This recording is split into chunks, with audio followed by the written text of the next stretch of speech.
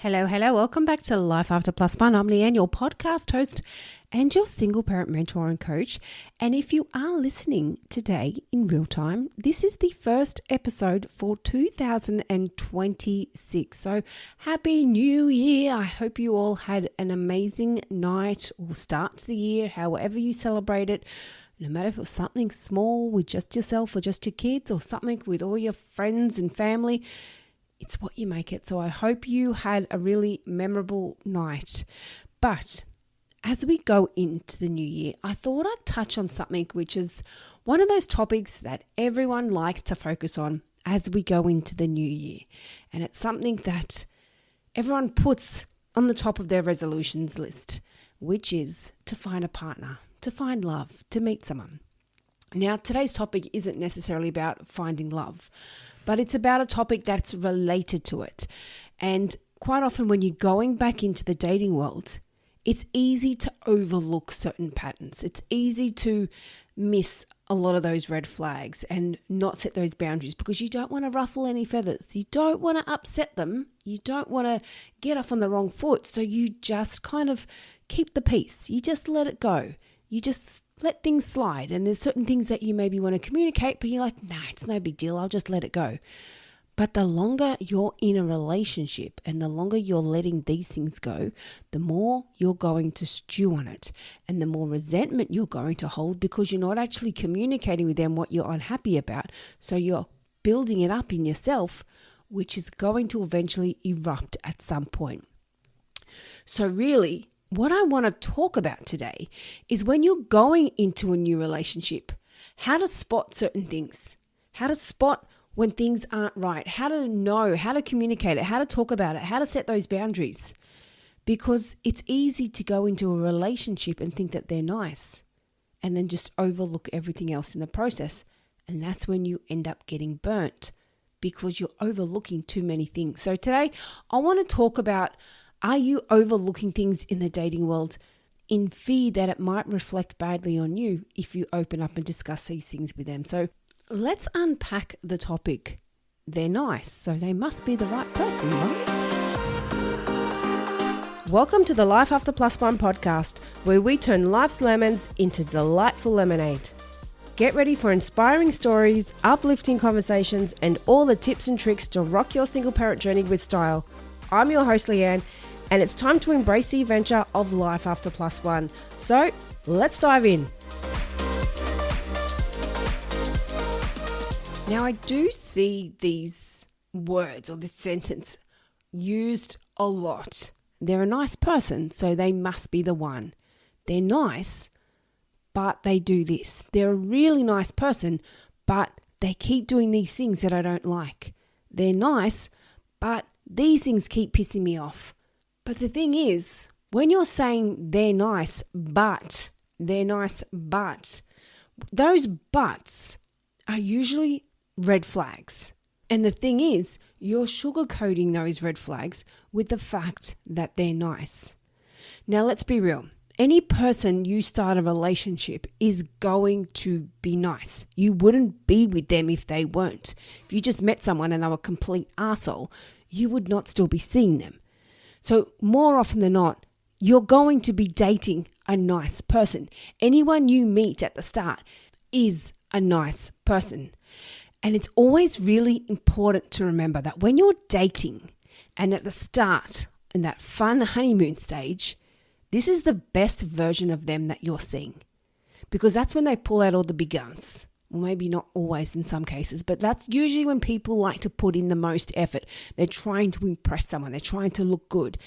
And so at the early stages, in those honeymoon stages, that's when you're seeing the best version of them. So if that's in the place where you're starting to see certain things, it's like, they're nice, but those things aren't going to magically get better.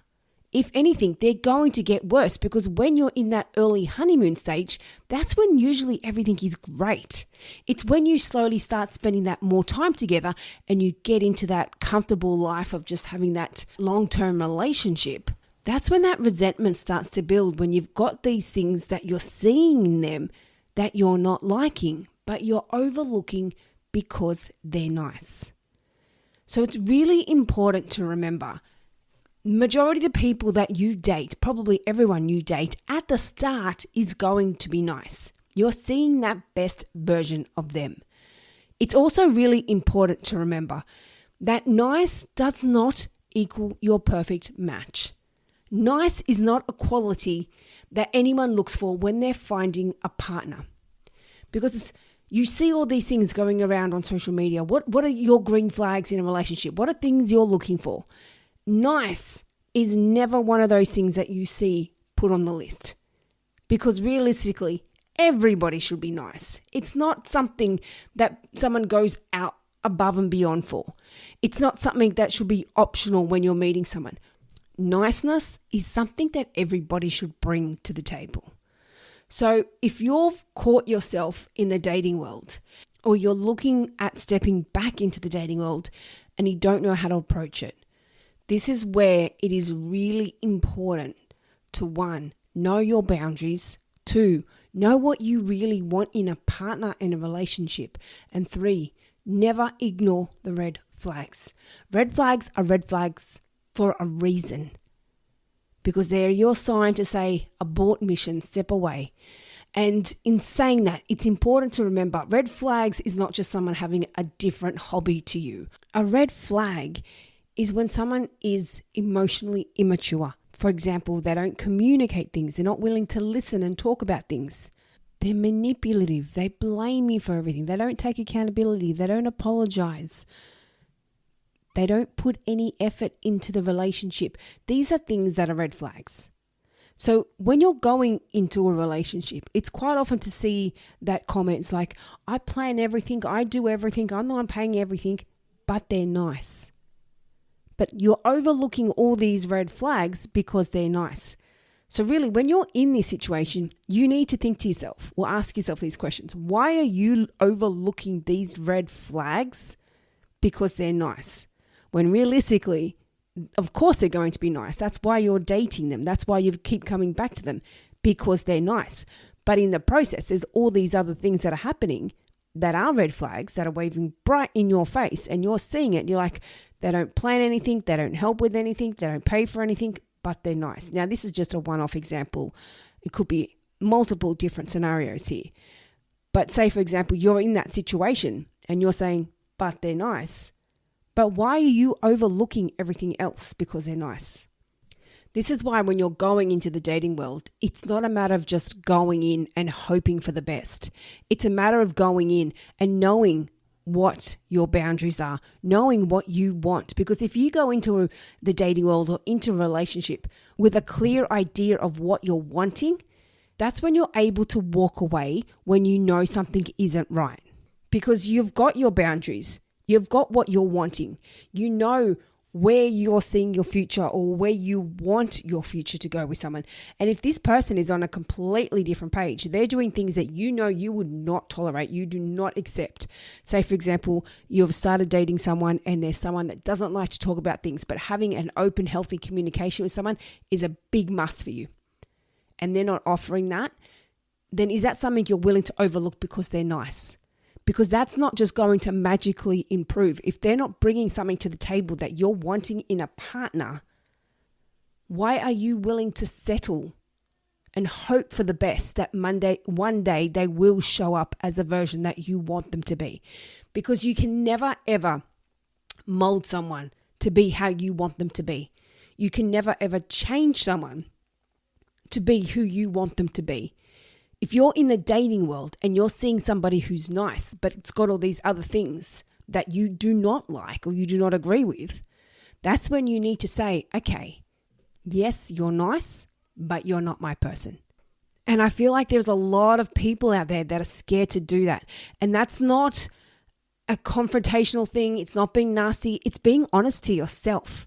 Because sucking it up in that situation and just rolling with it because they're nice, you're the one that's going to end up being heartbroken. You're the one that's going to end up being hurt. And when you've gone to a breakup already as a single parent and you're back in the dating world, when you've got kids, do you really want to keep putting yourself in these relationships and settling for someone who is nice and then putting your kids through all this as well, with the risk that it might go to the shit? because you're overlooking all this stuff because they're nice.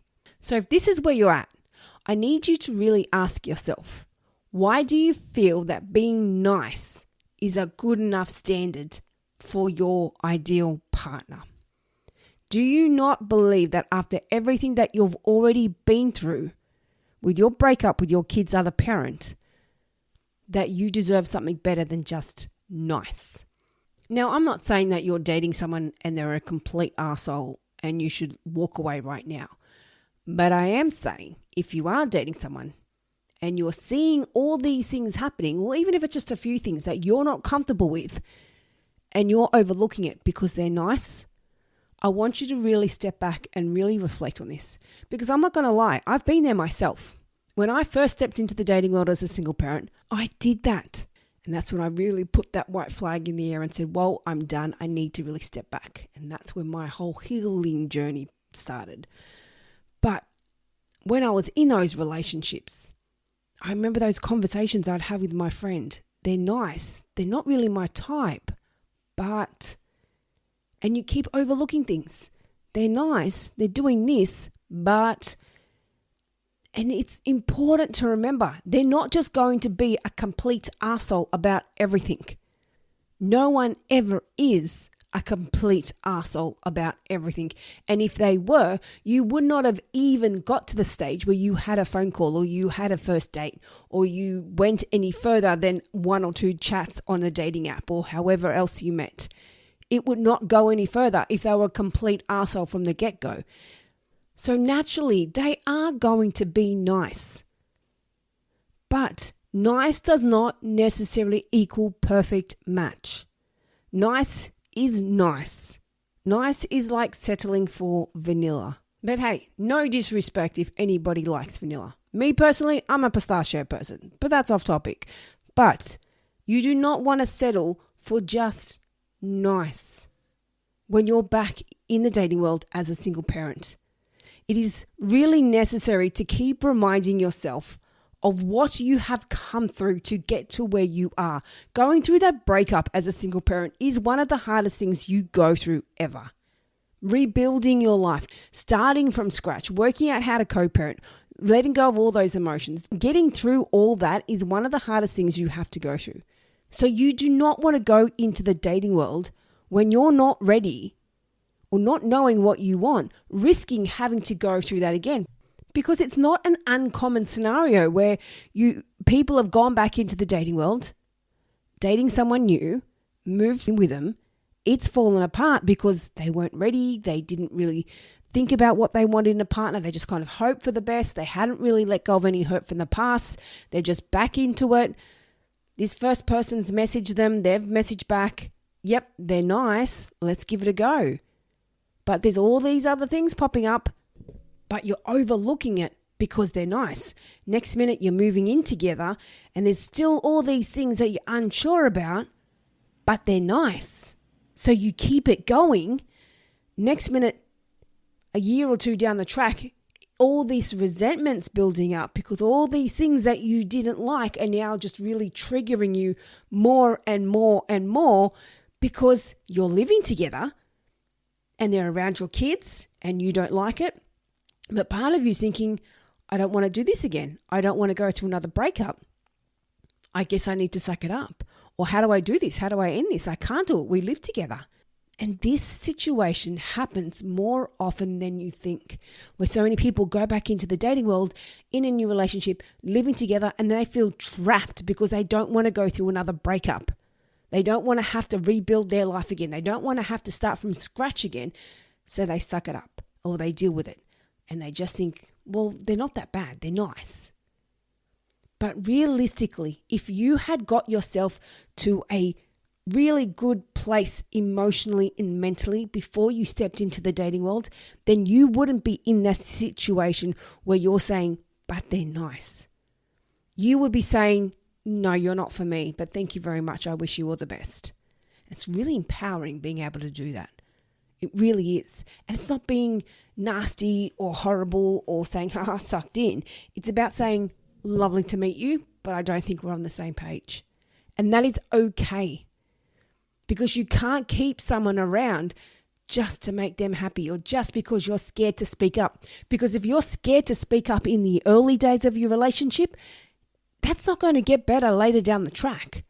If anything, it's going to get worse. If you're with someone in the early days of your relationship and these things in yourself that you know that you're not comfortable with, or there's things that are being triggered in you from your previous breakup, or there's things that you don't like, and that you're feeling uncomfortable talking to them, or you're feeling like you're walking on eggshells, then that's a sign that you need to really step back and look at yourself. And that's not in a nasty way. That's it's time to heal.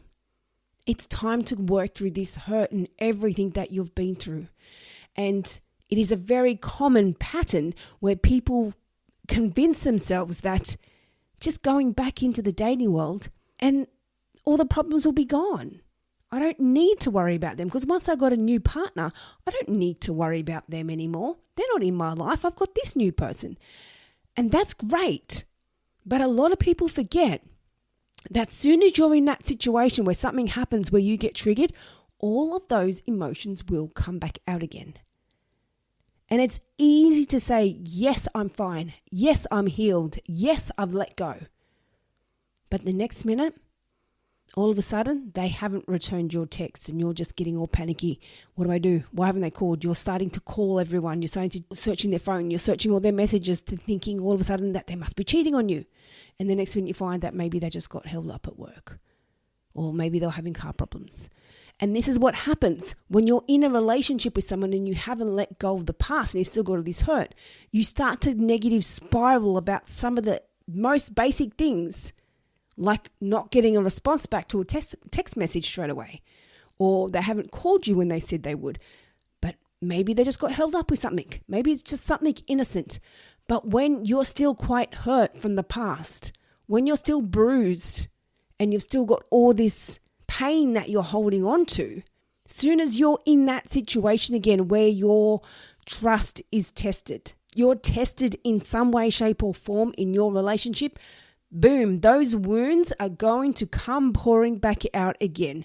And to them, your partner, they might be thinking, what's wrong? I just got held up at work, no big deal. Or I got held up in a meeting, or I wasn't able to use my phone or something. And in your head, you're thinking, but you said you're going to message, or why didn't you message me back? Or you read your message, but you didn't respond. But they were able to read the message, but maybe at that moment they weren't able to respond. And you just get into this spiral of all these things that possibly could have happened because they didn't message back in time. Where if you're in a healthier place and they don't respond to your message, you might just think, okay, no big deal. They'll respond when they can. And quite often when you are in a healthy place, you don't even sit there worrying about a response back. You just know that they'll respond when they can. It's not about, well, why haven't they messaged me? Why haven't they called me? Where are they? Because if you're doing that in a relationship, there's a lot of wounds there that you need to heal. And a lot of that comes from trust.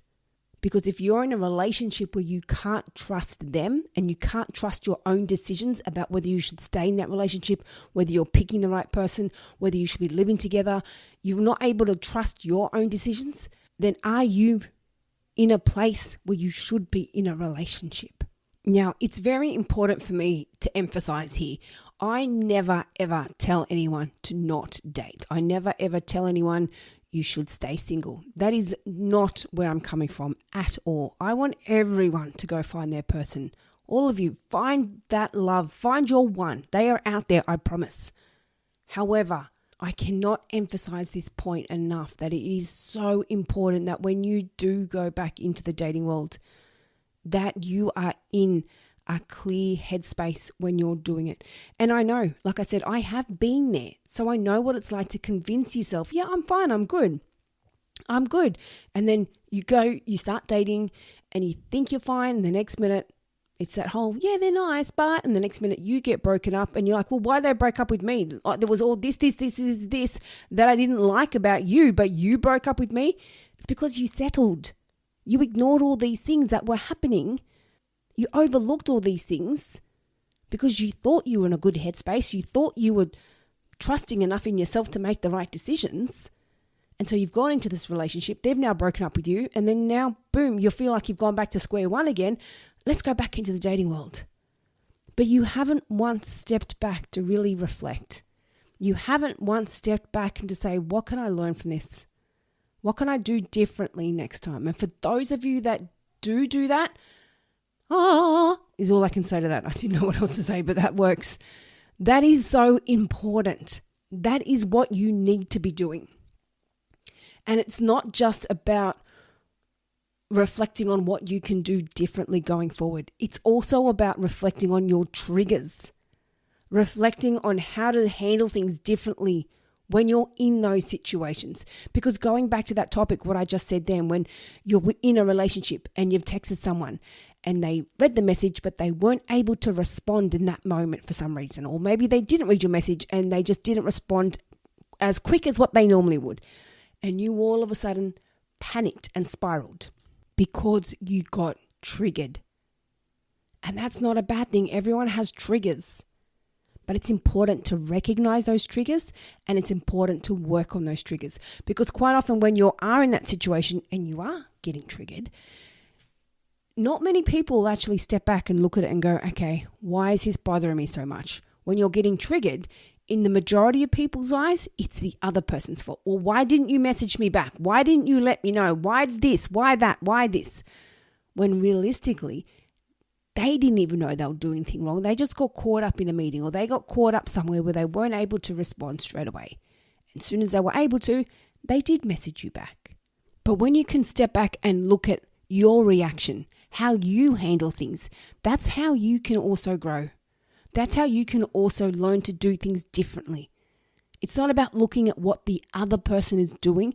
It's about looking at how you handle situations, how you're reacting in the moment, how you're responding.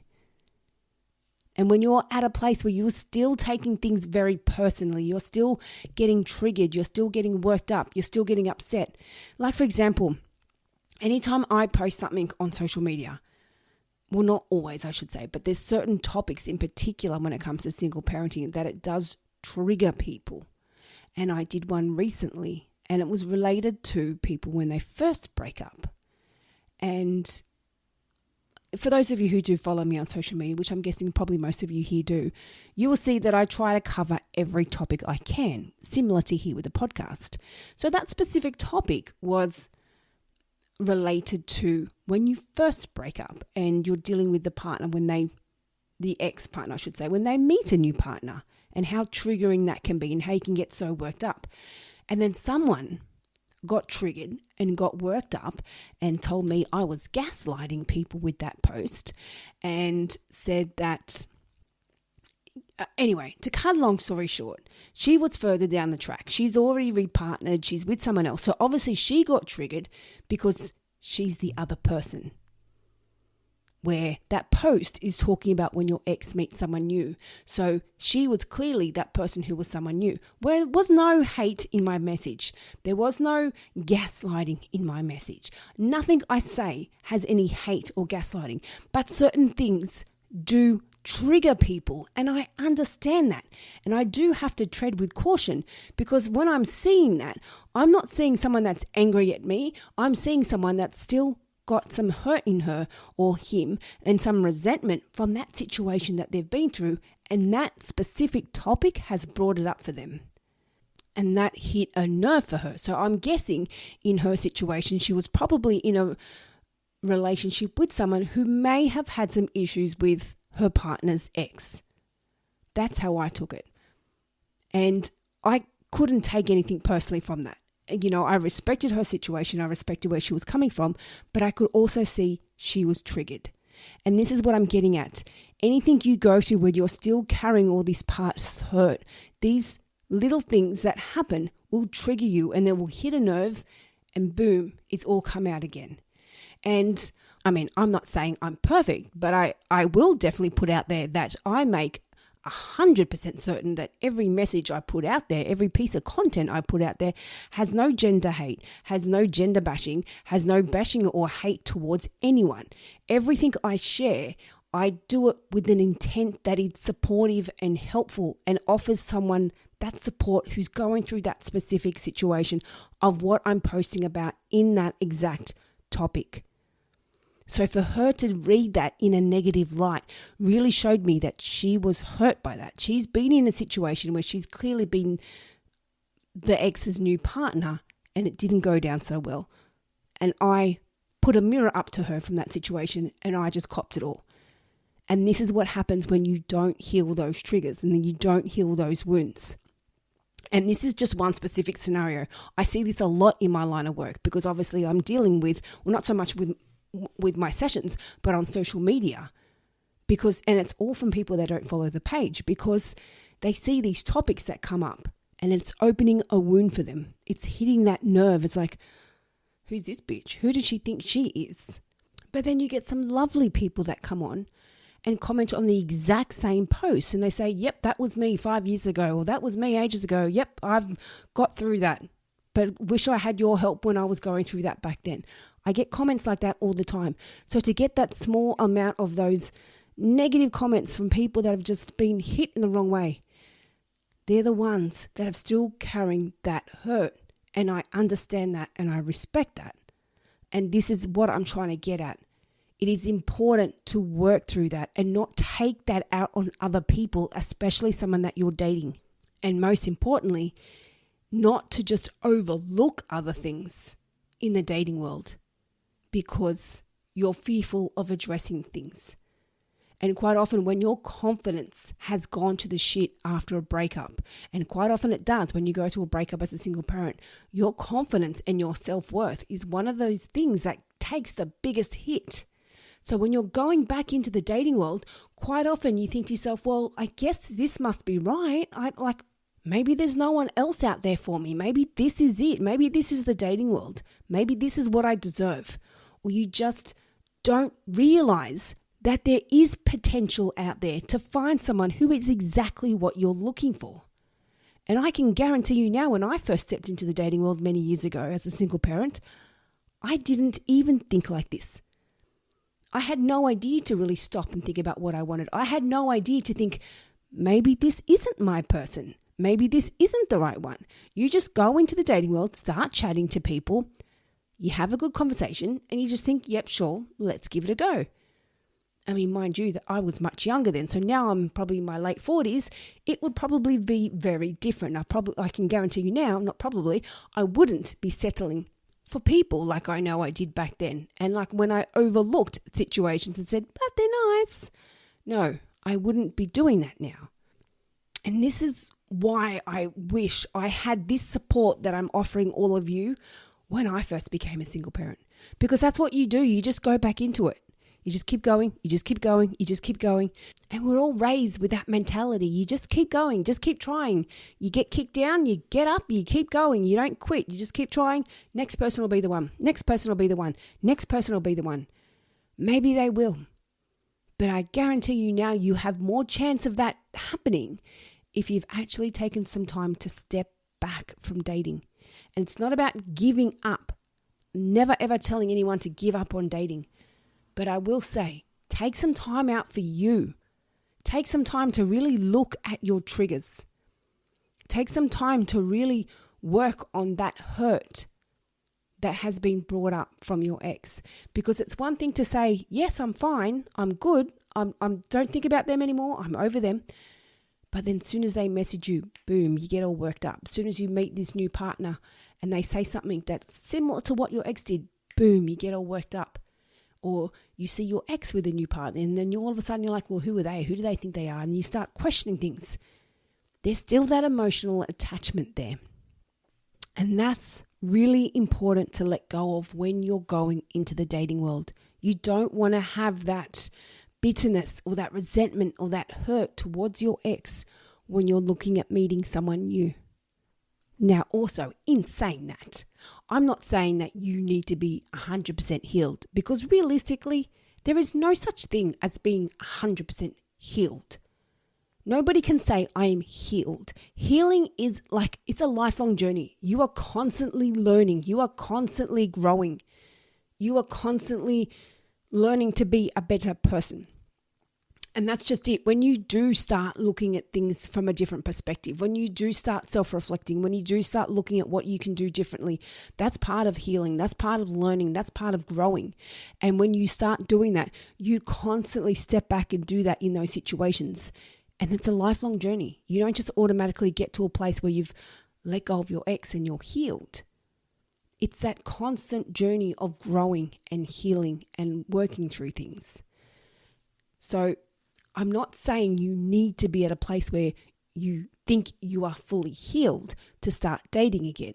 But I do believe you need to be at a place where you are either completely emotionally detached from your ex or at a place where you're working towards that happening. And by that, I mean you're actually doing something to work through all those emotions. You're actually doing something to look at what you can do differently going forward. You're actually looking at yourself and what you really want going forward.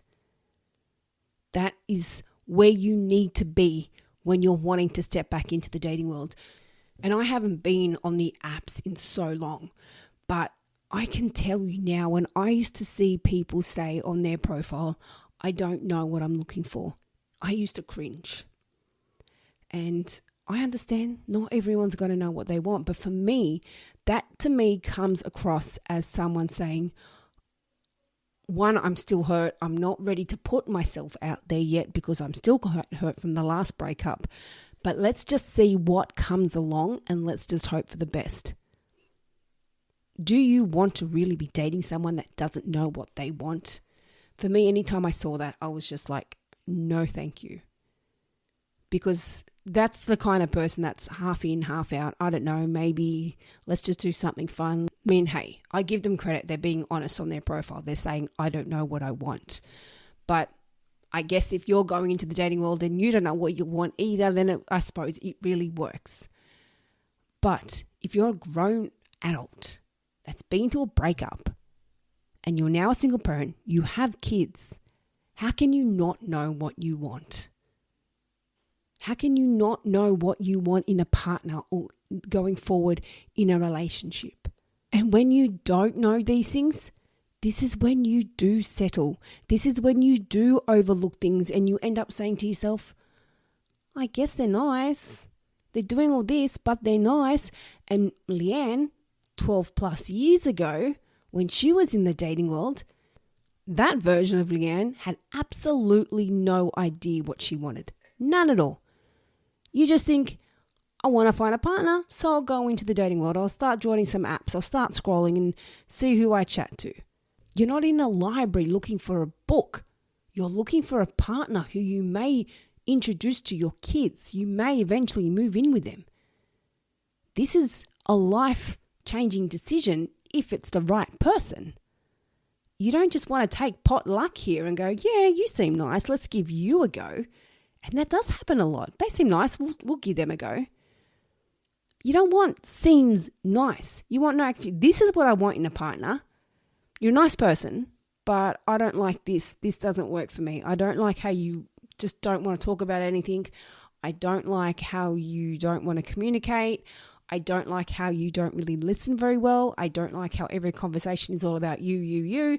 This doesn't sit well with me. You're a nice person, but this doesn't work for me. It's okay to acknowledge that.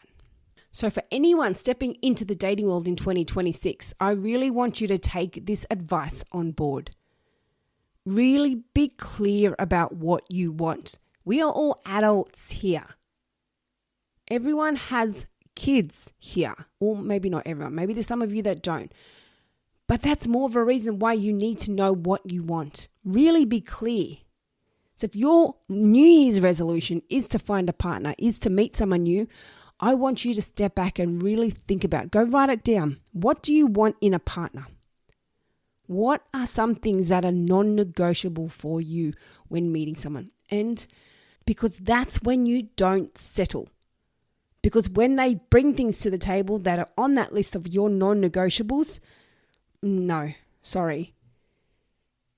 But when you're not knowing what you want, when you're not confident enough in yourself to speak up for yourself, when you don't trust yourself to make these decisions that that's not the right person, then you will settle. You will say, they're nice, but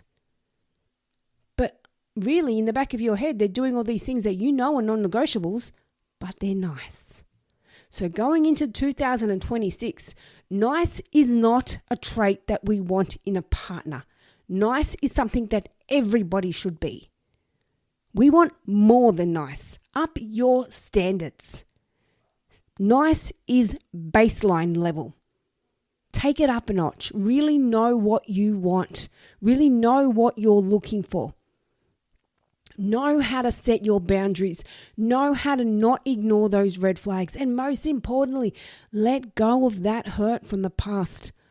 Work on those triggers because they will keep coming up. And if you are in the dating world, then you have noticed that you do keep getting triggered over certain things. You do keep going through those same patterns. That's because you're probably still carrying that same hurt that you haven't dealt with.